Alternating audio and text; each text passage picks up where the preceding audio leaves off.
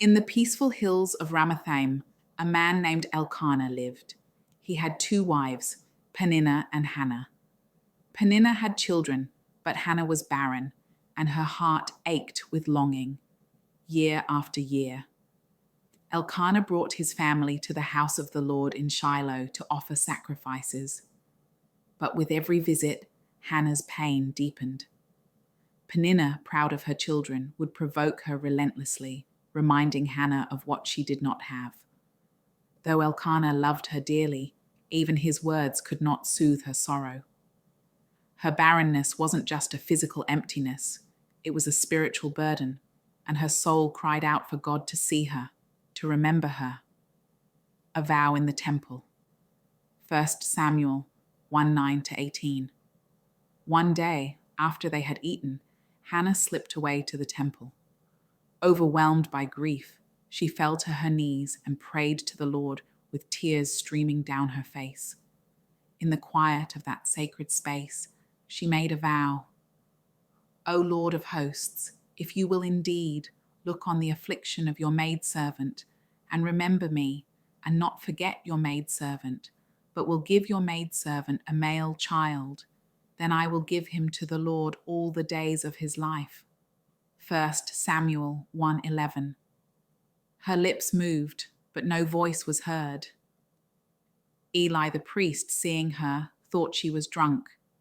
But when she explained her deep sorrow, Eli said to her, "Go in peace, and the God of Israel grant your petition which you have asked of him."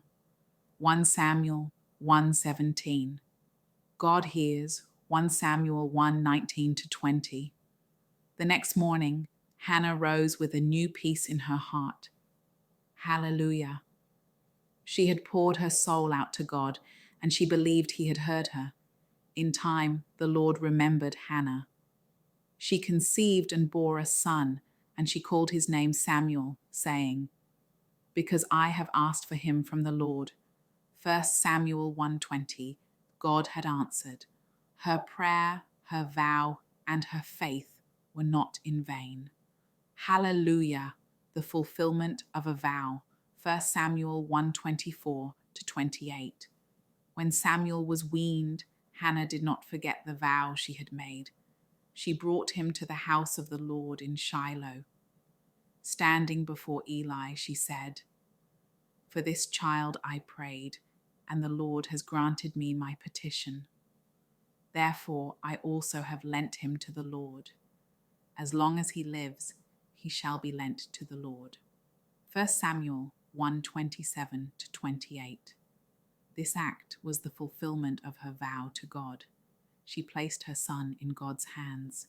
In her surrender, there was no sorrow, only trust, only joy. Her vow had not been a bargaining chip. It was a holy offering, a rewarded faith. 1 Samuel 2:1-10, 1 Samuel 2:21. Making a vow before the Lord had transformed her life story forever. Hannah's lips overflowed with praise. She sang a song of triumph. My heart rejoices in the Lord. There is none holy like the Lord, for there is none besides you, nor is there any rock like our God. 1 Samuel 2:1-2.